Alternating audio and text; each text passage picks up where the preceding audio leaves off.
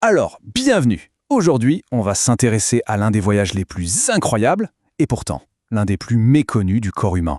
C'est un parcours minuscule, juste 12 centimètres, complètement invisible à l'œil nu, mais c'est pourtant là que tout commence. C'est là que se joue le début de chaque nouvelle vie. Voilà ce qui nous attend. On va commencer par découvrir en quelque sorte la carte des lieux. Ensuite, on plongera, on va zoomer sur le terrain microscopique et on verra comment ce paysage est tout sauf statique. Après ça, bien sûr, le moment clé, la fécondation. Et pour finir, on verra pourquoi ce trajet est si important en regardant ce qui se passe, quand les choses tournent mal. Allez, on commence tout de suite. Première étape, donc, on va cartographier ce passage.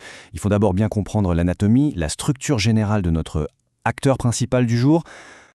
Et le voilà, cet acteur principal, la trompe utérine. Alors attention, c'est bien plus qu'un simple tuyau, c'est vraiment le lien vital super complexe entre l'ovaire, d'où part l'ovule, et l'utérus, là où un embryon pourrait éventuellement venir s'installer. Alors, pour être un peu plus technique, les trompes utérines, qu'on appelle aussi oviductes, ce sont donc deux conduits, une paire, faits de muscles et de membranes, et qui mesurent environ 12 cm. Sur le papier, leur rôle est simple, transporter l'ovule. Mais comme on va le voir, c'est beaucoup plus subtil que ça. Et ce qui est fascinant, c'est que cette trompe, elle n'est pas du tout uniforme sur toute sa longueur. Non, elle est divisée en 4 parties bien distinctes. Tout au début, on a le pavillon qui ressemble un peu à une main avec des franges pour littéralement attraper l'ovule.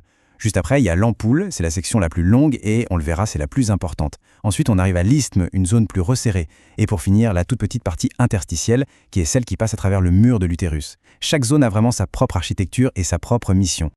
Bon, maintenant qu'on a la vue d'ensemble, la macro, on va changer complètement d'échelle.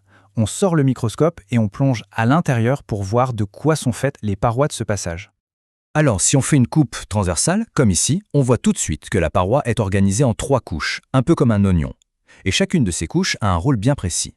Si on part de l'intérieur pour aller vers l'extérieur, on trouve la muqueuse, puis la musculeuse et enfin la séreuse. Pour se faire une idée de leur fonction, c'est assez simple. La muqueuse, c'est la couche intérieure. C'est la scène de théâtre où tout va se passer. La musculeuse, au milieu, c'est le moteur, les muscles qui font faire avancer les choses. Et la séreuse, tout à l'extérieur, c'est l'emballage, la couverture protectrice. Et on va s'arrêter un instant sur la muqueuse, parce que franchement, c'est là que la magie opère. C'est la couche la plus active, de loin.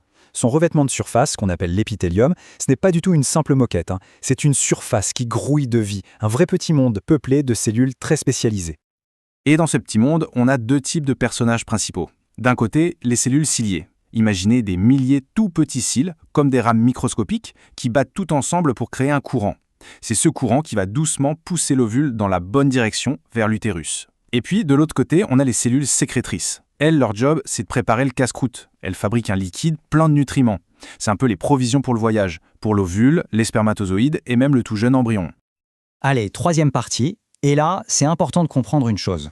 Ce paysage microscopique qu'on vient de décrire, il n'est absolument pas figé. Au contraire, il est en perpétuel changement, un changement radical même, aussi bien le long du trajet qu'au fil du temps. Regardez-moi cette différence, c'est flagrant, non? À gauche, on est dans l'ampoule. La muqueuse, elle est incroyablement plissée. Elle forme des replis super complexes, un vrai labyrinthe. Et tout ça, c'est fait exprès, pour maximiser la surface de contact et pour aider à piéger l'ovule en quelque sorte. Maintenant, à droite, on est dans l'isthme, beaucoup plus près de l'utérus. Et là, hop, les replis sont bien plus simples et on voit que la couche de muscle est plus épaisse. C'est pas du tout la même architecture. Ce schéma, il résume parfaitement cette évolution. Plus on avance de l'ovaire vers l'utérus, plus la muqueuse s'aplanit, se simplifie, et en même temps, plus la couche musculaire devient costaude. La structure s'adapte vraiment à la fonction. Au début, il faut accueillir, capturer, et à la fin, il faut pousser, propulser. C'est logique. Mais attention, le changement n'est pas que géographique. Il n'est pas que le long du tube. L'environnement de la trompe change aussi dans le temps. Il est incroyablement dynamique et il se métamorphose complètement au rythme du cycle hormonal, mois après mois. Alors, suivons ce cycle, c'est passionnant. Au moment des règles, l'épithélium est tout plat, au repos. Puis, pendant la phase folliculaire, tout se réveille. Les cellules grandissent, les cils se multiplient, tout se prépare. Arrive le moment de l'ovulation. Là, c'est le sommet. L'épithélium est à son maximum d'épaisseur et les cils, ils battent à l'un régime. Et enfin, après l'ovulation, en phase progestative, le relais est passé aux cellules sécrétrices. C'est leur tour de travailler, de produire un maximum de nutriments au cas où un embryon arriverait. Ce qu'il faut vraiment retenir de tout ça, c'est que la trompe n'est jamais, au grand jamais, passive. Ce n'est pas un simple conduit. Chaque mois, sa paroi se transforme. Elle anticipe, elle s'adapte pour être absolument parfaite, pour créer l'environnement idéal au moment précis où il le faudra. Et nous voilà arrivés au grand final, au point culminant de toute cette histoire, le moment où toute cette préparation minutieuse prend enfin tout son sens. On parle bien sûr du voyage des gamètes et de l'instant magique de la fécondation. Cette image, elle résume tout le processus, de la capture de l'ovule jusqu'à ses toutes premières divisions cellulaires. C'est incroyable de se dire que l'événement le plus fondamental de la reproduction ne se passe pas dans l'utérus, comme on l'imagine souvent, mais bien ici. Tout se joue dans la trompe. Alors, décomposons un peu ce voyage. Étape 1. L'ovulation. Les franges du pavillon capturent l'ovule. Étape 2. La rencontre. La fécondation se produit dans l'ampoule. Étape 3. Le début de la vie. L'œuf fécondé, qu'on appelle un zygote, commence à se diviser tout de suite. Et enfin, étape 4. Le transport. Pendant environ 3 jours, ce tout petit embryon va voyager le long de ces fameux 12 cm pour finalement arriver à destination, l'utérus.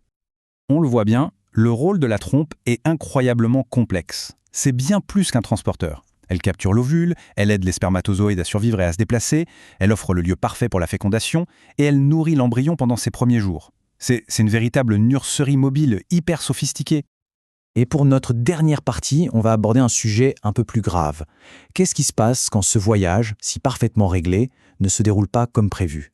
Parce que c'est souvent en regardant ce qui peut mal tourner qu'on réalise à quel point le processus normal est extraordinaire. Le problème le plus connu, c'est ce qu'on appelle la grossesse extra-utérine. C'est très simple à comprendre. C'est quand l'embryon ne termine pas son voyage. Au lieu d'aller jusqu'à l'utérus, il s'arrête en chemin et il s'implante directement dans la paroi de la trompe. Et là, c'est une situation extrêmement dangereuse. Pourquoi ? Parce que la trompe n'est absolument pas faite pour ça. Sa paroi est fine, fragile, elle ne peut pas du tout s'étirer pour accueillir un embryon en pleine croissance. Le risque, c'est la rupture de la trompe, ce qui provoque une hémorragie interne massive et qui peut être mortelle. Ça nous montre, de manière tragique, à quel point il est vital que ce petit voyage de 12 cm aille jusqu'au bout. Et tout cela nous laisse avec une pensée assez vertigineuse finalement. Si un simple trajet de 12 cm qui dure 3 jours demande une telle précision, une telle orchestration biologique, un timing parfait et un environnement qui change constamment, on peut se demander combien d'autres miracles silencieux, invisibles doivent avoir lieu pour que la vie puisse tout simplement commencer.